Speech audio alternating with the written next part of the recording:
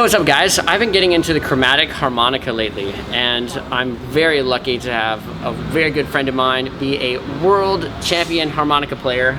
This is CY Leo, two-time world champion harmonica player. So I was lucky to have my first lesson with him, and he taught me some awesome things, so I thought it would be great to share some of those tips with you. So today we're going to take you through CY Leo's top 3 things that you need to be thinking about and working on when you're starting to play the chromatic harmonica for the first time. Let's start with the posture.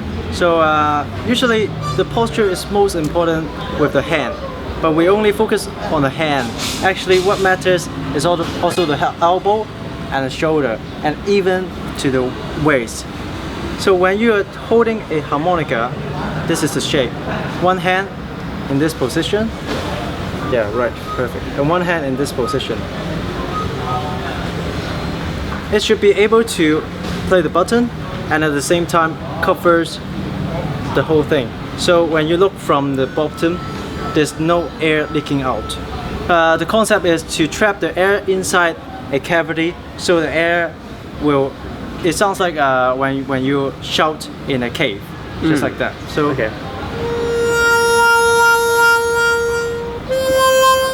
So this is some advanced skills for like vibrato, but at first you have to hold it at the correct position that will enable to do every fast playing or every jumping playing or every vibrato, everything.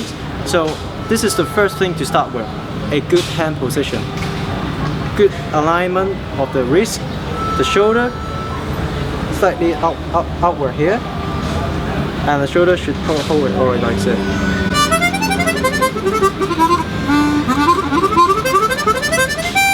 Just like this. So you keep moving, because in classical playing we aim at every note we can do it equally first. Yep, the blowing and the drawing for both to sound exactly the same, so that people can't tell if you're blowing or you're drawing on a note, you're sucking or blowing on a note. Just like when you play the violin, you never know which is an up bow or down bow. This is what they have to practice. So the first thing is posture and the way that you hold the harmonica. So that's hand position and elbow position. So if I'm standing here, my elbow should be about right there. So not like that, right? So it should be down here, kind of a relaxed. Yes. So you should feel relaxed, basically. Yes, very true. Yeah. All right. So sort of, is this about right? Yes. Covering up this area. Actually, for harmonica, it works usually better to cover as with the cave at the lower octave.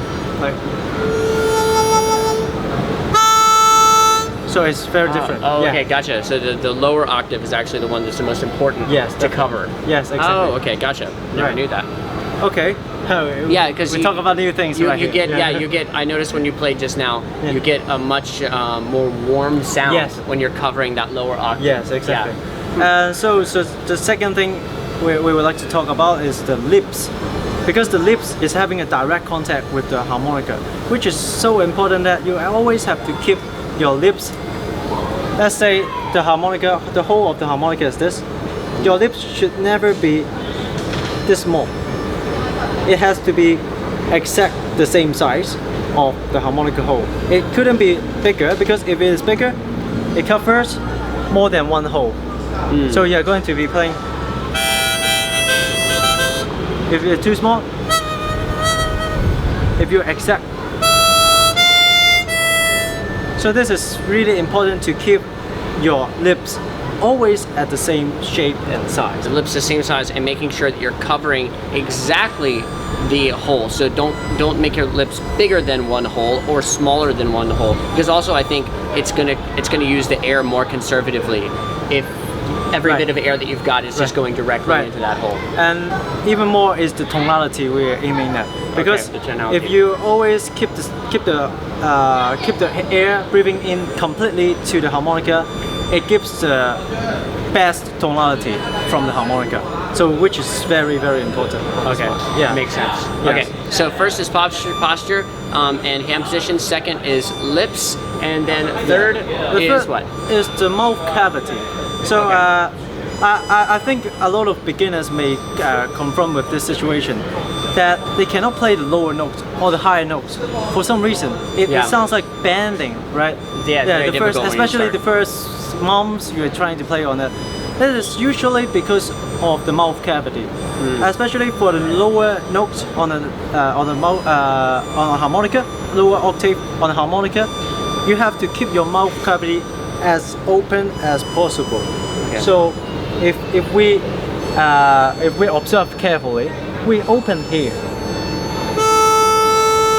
right here, and for the higher note we don't have to.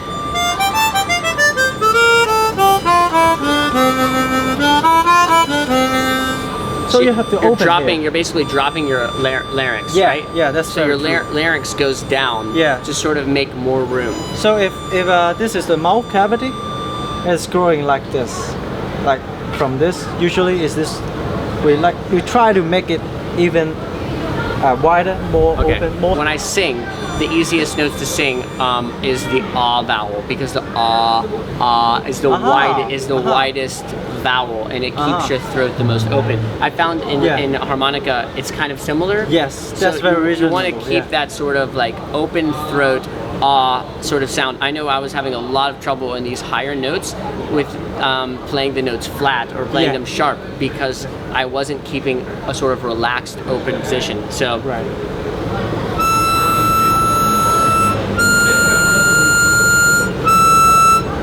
Does that sound about right? I think it's getting much better because I know him for a long time already. Yeah. So in this, like, let's say like a really high note like the D. Yeah, he got this. Because I'm thinking open. I'm thinking this, versus when I was first starting, I was going. Right. But it gives that sound because my larynx is really high and everything is sort of quinched up inside, versus. Yes. Actually, nothing is changing with my actual blowing. All that's changing is the position inside of my throat. Yes, that's very true. So my friend Aiden, also a great harmonica player, he was telling me, lower this thing, your Adam's apple, keep it lower like this. You almost get that sort of dopey kind of sound if you were talking, but it opens up that space in your throat. Right. So that's a three thing actually. Okay, cool. So these are three things that you need to be thinking about if you're starting the chromatic harmonica. Big thanks to CY Leo for coming in and helping us out. I hope this helps you guys. If you have any requests or any thoughts, please leave them in the comments, and hopefully we'll do another video like this and give you some more great tips.